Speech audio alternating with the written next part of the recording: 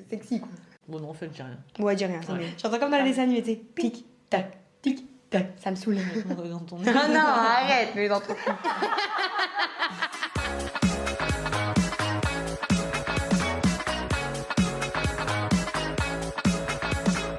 Bienvenue dans ce nouvel épisode de podcast. Le podcast Elle porte la culotte. C'est une communauté de femmes entrepreneuses qui ont envie de mener leur vie d'une main de maître, qui ont le feu et qui veulent aller toujours plus loin dans leur business.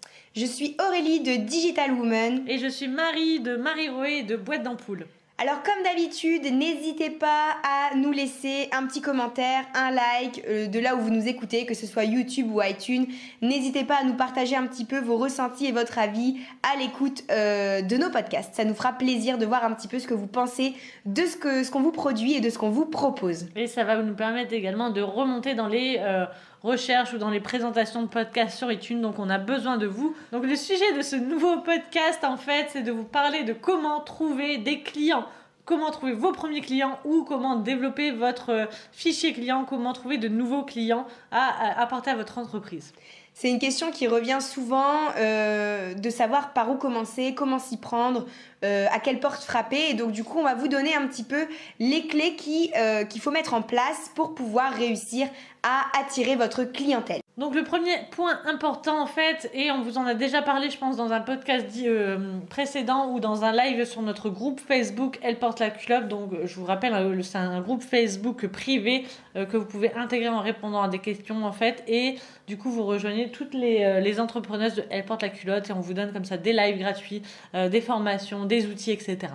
Donc le premier point, et on vous gave souvent avec ça, c'est de définir votre persona.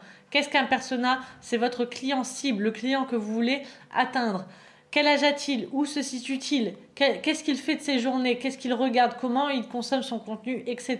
Vous devez vous familiariser comme ça avec votre client cible, le client que vous voulez attirer. Ça sert à rien de vouloir attirer tout le monde et au final attirer n'importe qui ou personne d'ailleurs, parce que personne se sent concerné par ce que vous dites. Deuxième chose, ça va être de vous concentrer sur votre image. Donc comment, en construisant une image solide, un branding, bref, toute la proposition unique que vous allez générer autour de votre business, de l'offre que vous allez faire. Donc on en a déjà parlé également, mais le branding, c'est vraiment l'aspect esthétique de votre business. Donc ce sera les polices, les couleurs, l'ambiance que vous allez positionner tout autour de votre entreprise et donc de l'offre que vous allez faire à vos clients. Et plus cette image sera claire pour vous, plus elle le sera également pour vos clients, puisqu'il ne faut pas oublier que eux, ils vous connaissent pas, ils connaissent rien à ce que vous allez leur proposer, donc ils n'ont pas du tout la même approche que quelqu'un qui est déjà familier avec votre entreprise. Donc une fois que vous avez déterminé votre persona, que vous avez créé votre image, votre branding, en fait, il va falloir déterminer le lieu où trouver votre persona. Parce que c'est bien de savoir ce que fait votre persona de ses journées, d'avoir un super branding, mais si vous ne vous mettez pas à l'œil de votre persona, ça va pas aller du tout. Il va falloir déterminer le lieu où trouver votre persona. Si vous avez étudié votre persona, vous savez ce que votre persona fait de ses journées. Donc demandez-vous où se trouve votre persona. Donc moi par exemple au niveau de l'agence, mon persona c'était le créateur d'entreprise. Donc je me suis demandé où trouver le créateur d'entreprise. La réponse a été dans les salons de création d'entreprise, à la CCI, à la BGE et dans tout ce qui est networking, création d'entreprise. Et donc là, j'ai pu aller me situer pour aller rencontrer mon persona. Et bien souvent, en fait, vous avez tendance, et même nous, c'est quelque chose qui vient rapidement, on a envie de faire son offre, on a envie de diffuser son produit, on a envie de diffuser son contenu, on veut vendre, on veut faire de l'argent. Sauf que, en fait, ça marche pas comme ça et il faut prendre le temps de nouer des liens avec votre persona, avec votre cible. Parce que si vous arrivez avec votre offre sans même avoir noué de lien avec la personne, il y a peu de chances qu'elle passe à l'acte d'achat parce qu'elle ne vous fera pas assez confiance, parce qu'elle va se dire pourquoi elle plutôt qu'une autre. Donc au final, si vous voulez vraiment faire la différence, prenez le temps de vous intéresser à cette personne, prenez le temps de montrer que finalement vous êtes la réponse à toutes ces questions et une fois que vous aurez en fait la possibilité de faire votre offre parce que le lien sera créé, vous verrez que ce sera beaucoup plus facile de vendre le produit. Donc ça sera plus facile en gros de vendre à du prospect chaud que à du prospect froid. C'est ça la règle de l'histoire. Chaud, cacao. Chaud, chocolat. Donc voilà, cherchez à faire du prospect chaud, à transformer les personnes qui ne vous connaissent pas du tout en prospect chaud. montrez votre entreprise, montrez vos capacités et ensuite cherchez à vendre, mais pas avant que la personne vous connaisse. Ensuite, une fois que vous avez noué comme ça un lien avec votre persona, il va falloir proposer une offre qui a été construite spécialement pour lui. Donc par exemple, moi avec mes créateurs d'entreprise, j'ai créé un flyer, une offre en fait spéciale de moins 15% pour tous les créateurs d'entreprise.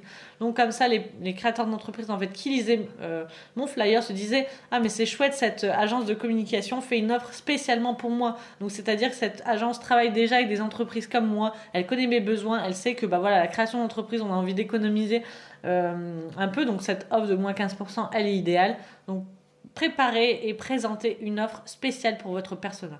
En lien avec les liens qu'on a évoqués là juste avant, et puis par rapport au fait de proposer quelque chose de spécial, etc., au fur et à mesure, vous allez voir que forcément, votre notoriété va prendre de la place, et c'est important que vous ayez une notoriété qui est bien assise, qu'on sache un petit peu qui vous êtes, ce que vous faites, qu'en fait finalement on associe votre nom rapidement à ce que vous proposez comme contenu, comme offre, comme business, parce que plus vous allez avoir une notoriété qui sera élevée, plus ça va être instinctif de donner le nom de votre entreprise quand on va avoir besoin d'un service relié à ce que vous proposez. Par exemple, on me dit, bah voilà, moi, je cherche, je sais pas...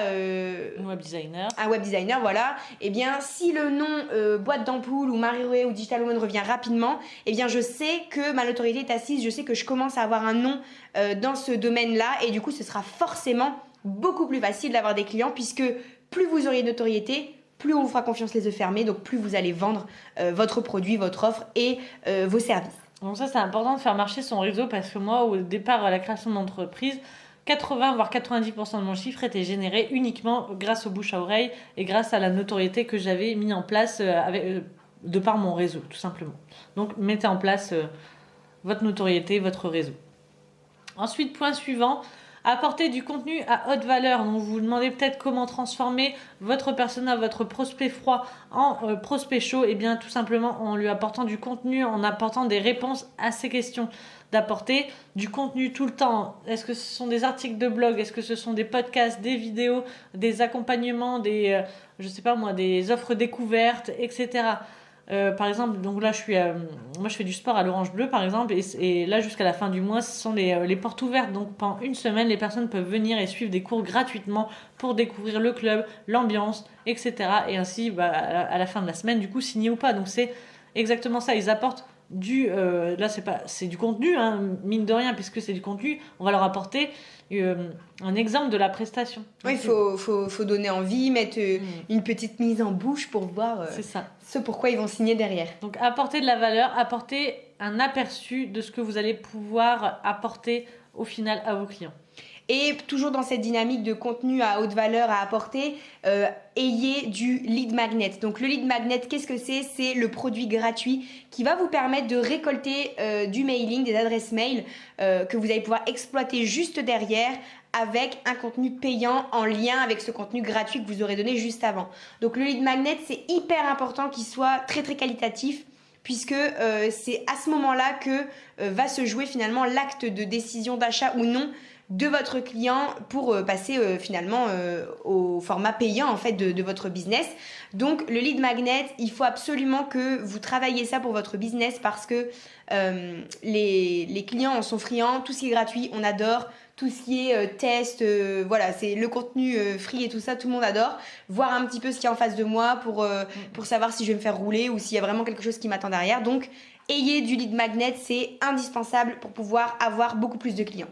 Donc un lead magnet ou un aimant à prospect, ça peut être un e-book, une formation gratuite, une vidéo, mais comme là dans mon exemple, par exemple avec l'Orange Bleu, la semaine de porte ouverte, c'est un lead magnet, hein, c'est-à-dire que la personne, elle s'est inscrite pour une semaine gratuite, eh bien on a pris son adresse mail, on a pris son numéro de téléphone, on a pris ses coordonnées en fait. Donc là on sait que ce sont des personnes qui ont envie de faire du sport qui se sont inscrites, puisque les personnes qui viennent à une porte ouverte de salle de sport, c'est pas pour faire de... Tu vois ce que je veux dire, ouais, c'est ouais. pas pour je sais pas moi, c'est pas pour aller au resto, elles savent qu'elles viennent ici pour faire du sport. Là au moins elles pourront tester les profs, elles pourront tester l'ambiance, elles pourront tester un petit peu, voir quel public aussi vient dans cette salle. Donc ce qui est indispensable, parce que perso quand je vais dans une salle de sport par exemple, je déteste si je vois que c'est tous des gens qui te regardent, qui te jaugent et tout, t'as pas envie d'y aller quoi. Tu testes le contenu payant avant. Et comme moi, par exemple, ou comme nous, là, on est en train de sortir une formation gratuite sur Instagram. La formation gratuite sur Instagram, eh bien, ça va attirer les personnes qui vont s'inscrire pour la regarder. Et ben, ce sont des personnes qui sont attirées par Instagram. On va pas attirer des Bien personnes sûr. qui s'en fichent totalement. Elles vont pas prendre le temps de laisser leur adresse mail. Ça permet déjà de faire un tri en fait sur toutes les personnes qui vont venir visiter C'est ça. votre plateforme, vos réseaux, etc. Ça permet de faire un premier tri par rapport à la thématique que vous aurez choisi de commercialiser, quel que soit votre domaine d'activité finalement à ce jour. Totalement. Donc ensuite, il est important également de préparer des plaquettes et de faire du démarchage. Donc si vous aimez pas ça, si vous êtes comme dans mon cas et dans le cas d'Aurélie en fait et que vous détestez faire du démarchage, eh bien vous n'êtes pas obligé de faire du porte-à-porte. Donc moi ce que je fais par exemple c'est créer des plaquettes et les envoyer aux personnes que j'ai peut-être rencontrées dans des réseaux que j'ai peut-être et avec qui j'ai peut-être échangé, que j'ai peut-être croisé à la CCI, etc. Mais ce sont des présentations, donc c'est important de créer quand même des présentations que vous allez mettre sur votre site internet et que vous allez donner aux personnes qui peuvent être potentiellement intéressées ou même les personnes que vous avez récoltées via votre lead magnet, de leur donner comme ça un listing, une plaquette, un ensemble de déroulé de vos formations, de vos produits, de vos services, etc. Qu'on sache exactement ce que vous vendez. Parce que souvent, quand on vend pas, quand on n'a pas de clients, c'est parce qu'on met pas assez en avant qu'on vend quelque chose, tout simplement. Donc dans la même direction de ce qu'on vient de dire, au niveau du démarchage, eh bien dans les débuts, pour trouver ses premiers clients, il faut aller les chercher tout simplement. Donc c'est vrai que c'est pas toujours une phase, on va dire, qui est agréable et parfois c'est dur de se challenger, surtout parce qu'on a des refus au début et c'est le jeu. Mais il faut vous dire que là, vous construisez les bases de votre bâtiment et que avec le temps, eh bien, plus votre notoriété va augmenter, plus vous aurez de contrats, plus vous aurez de clients que vous aurez démarchés, plus finalement les clients vont arriver d'eux-mêmes. Vous n'aurez plus rien à faire en fait et ça va marcher au bouche à oreille, à la satisfaction client, à ce que vous aurez déjà construit. Donc là, c'est hyper important parce que c'est long, c'est compliqué, ça prend du temps, c'est les bases du bâtiment, c'est ce qui prend le plus de temps. Et ensuite, une fois que c'est fait, monter les murs à l'intérieur et faire la déco, ça prend 2 secondes, c'est pas du tout fatigant, c'est beaucoup plus simple.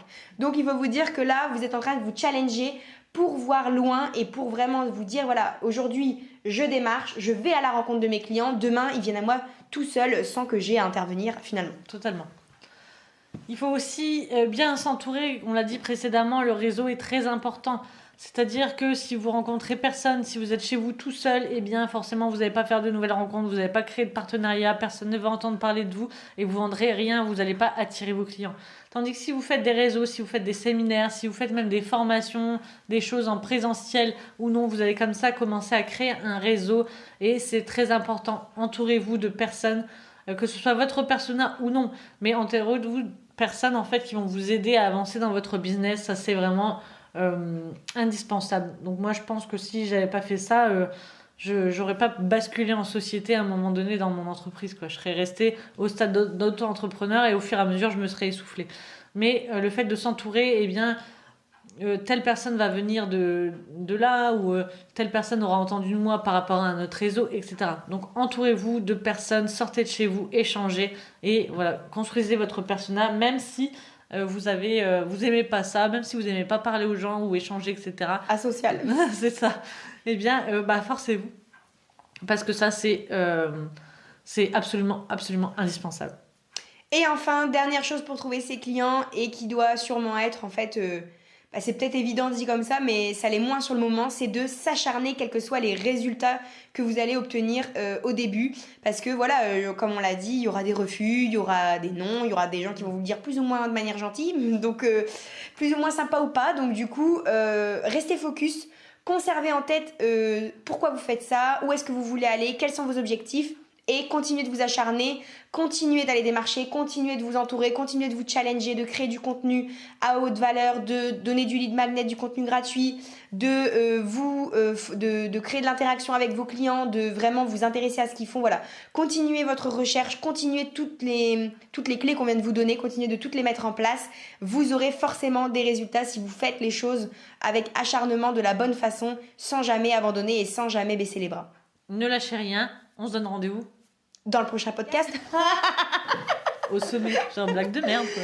Bon, voilà. On espère que toutes ces clés pour trouver vos clients vont vous aider. D'ailleurs, envoyez-nous des messages, laissez-nous des commentaires. Dites-nous quelles sont les clés que vous utilisez. Est-ce que ce sont ces clés-là? Est-ce que ce sont d'autres clés? Partagez-les avec nous. Peut-être que vous avez des informations cruciales pour nous aider à nous développer encore plus, pour aider tous les membres de Elle porte la culotte. On a hâte de vous lire. Et on se donne rendez-vous dans le prochain épisode. Bye bye. Ciao, ciao.